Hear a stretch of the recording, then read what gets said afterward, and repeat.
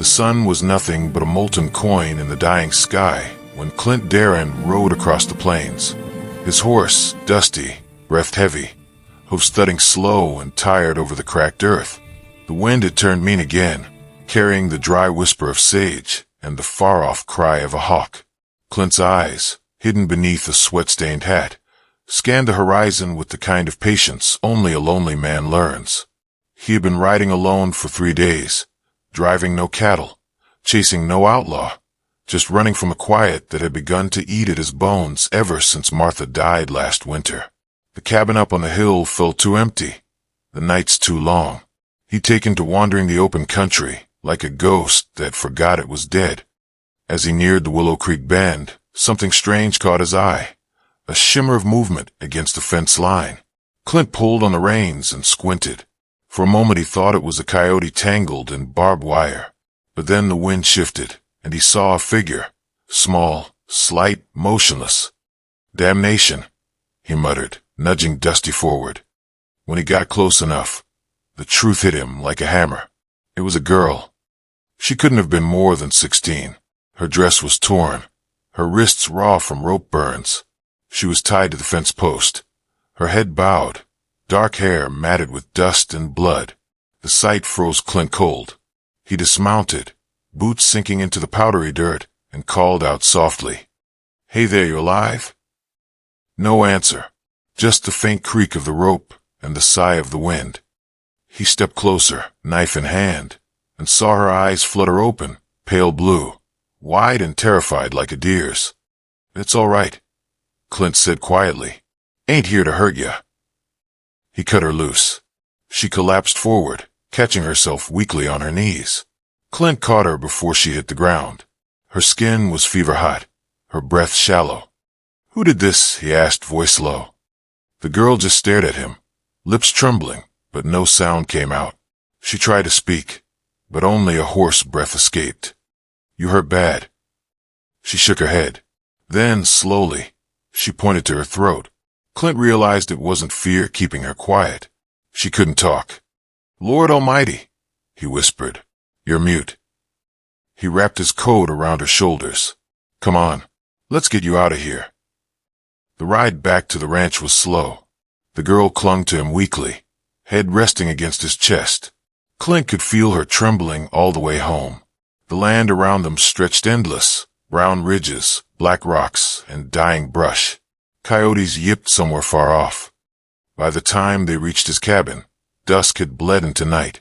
Clint helped her down and led her inside. The old wooden door groaned open, letting in the smell of tobacco and firewood. "Sit by the fire," he said gently. "You'll warm up." She didn't move until he guided her toward the chair. Her eyes wandered around the room, old rifle over the hearth, tin cups on the shelf, and a faded photo of a smiling woman. "That's Martha," Clint said softly. "My wife. She's been gone a spell now." The girl looked at him, then at the flames. Clint saw something in her eyes, a deep sadness that didn't belong to someone her age. He poured a tin of hot coffee and offered it to her, but she shook her head, so he brought water instead. She drank slow, careful, like someone afraid of taking too much. After a while, he spoke again. "You got a name?" She hesitated, then took a piece of charcoal from the hearth and wrote on the table. "Ellie." Clint nodded. "Ellie, huh? Pretty name." She looked up and gave the faintest hint of a smile. That night, Clint made her a bed near the fire. He stayed up, smoking quietly by the window, listening to the coyotes sing to the moon. He couldn't shake the image of her tied to that fence. Whoever did that meant for her to die out there. But why? As he drifted into uneasy sleep, he heard her stir, whimpering softly, caught in a nightmare. Clint turned, saw her fists clenched tight in the blanket. He walked over and knelt beside her. "It's all right," he murmured. "Ain't no one gonna hurt you now."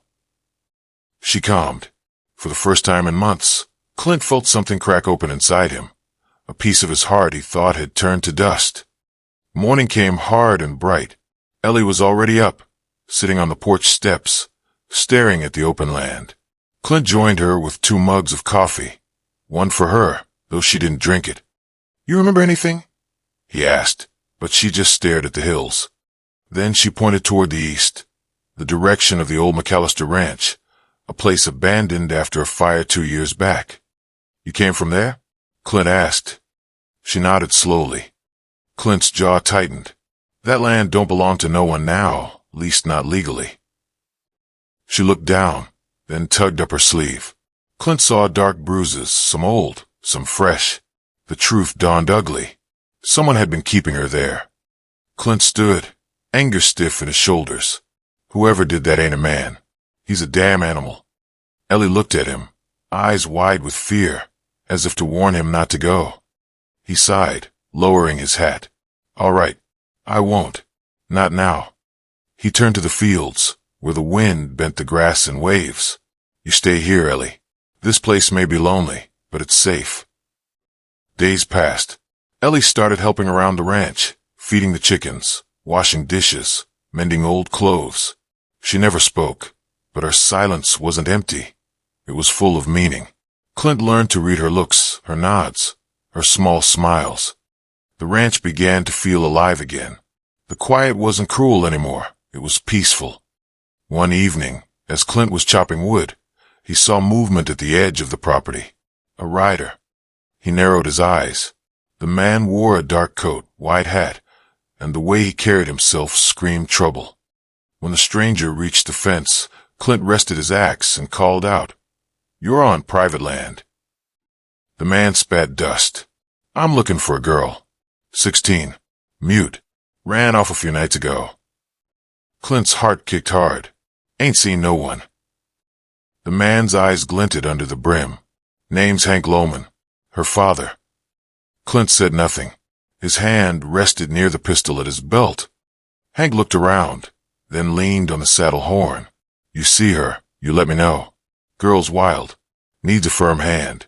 Always running off." Clint's jaw flexed. "If she's yours, you sure got a strange way of showing care." Hank's smile turned mean. "Best mind your business, cowboy. Don't want trouble, do ya?" Clint stared him down until Hank turned his horse and rode off, leaving dust curling behind. When he turned back toward the cabin, Ellie was standing in the doorway, pale as a ghost. She'd heard everything. That night, the wind came cold from the mountains. Clint sat cleaning his revolver by the fire. Ellie sat close, eyes fixed on the flames. He finally spoke. "That man your pa." She nodded once. Then she lifted her hand to her throat and made a cutting motion. He tried to. Clint stopped, rage boiling under his calm. "Hell." She looked away, tears streaking down her cheeks. Clint put the revolver down. "Ain't no one coming for you again, Ellie. Not while I draw breath." She looked at him then, not with fear, but trust. The silence between them wasn't empty anymore. It was sacred. Outside, coyotes cried, and the wind swept across the lonely prairie. Inside, a lonely cowboy and a silent girl sat together, two lost souls the world had thrown away, finding something almost like home. Morning broke thin and pale over the hills. Clint Darron stood by the corral, hands gripping the fence rail, staring at the line where the land met the sky. The sun came slow, spilling light over the valley, touching the tops of the mesquite trees and the rusted windmill. Inside the cabin, Ellie was feeding the small fire. She moved quietly, the way only someone used to fear could. Every creak of the floorboards made her glance toward the door. It had been 3 days since Hank Lohman came riding up Clint's fence line. 3 days of silence that weighed heavier than any gun Clint had ever carried. He knew the man would be back. Men like Hank always came back, not for love, but for control. Clint poured a bit of coffee, black as a boot heel, and looked at the girl. "You don't gotta worry," he said. "Ain't no one talking you from here. Not while I'm breathing." Ellie gave a faint nod, then turned back to the fire. She held herself still, but Clint could see the fear flicker behind her eyes, same fear he'd seen in dying horses, cornered and worn. He reached for his hat, setting it on his head with slow finality. "I'm riding out. Just check in the south fence line. You stay put. Lock the door." Ellie reached out, caught his sleeve, shook her head hard. "I'll be fine." Clint said gently. "Ain't looking for trouble." But both of them knew that trouble was already looking for him. The wind carried smell of storm and distance as Clint rode south, rifle slung across his back. The prairie stretched endless, brown grass and low hills dotted with bones of dead trees. He stopped at the old well near Dry Creek, scanning the horizon. The land was still, too still.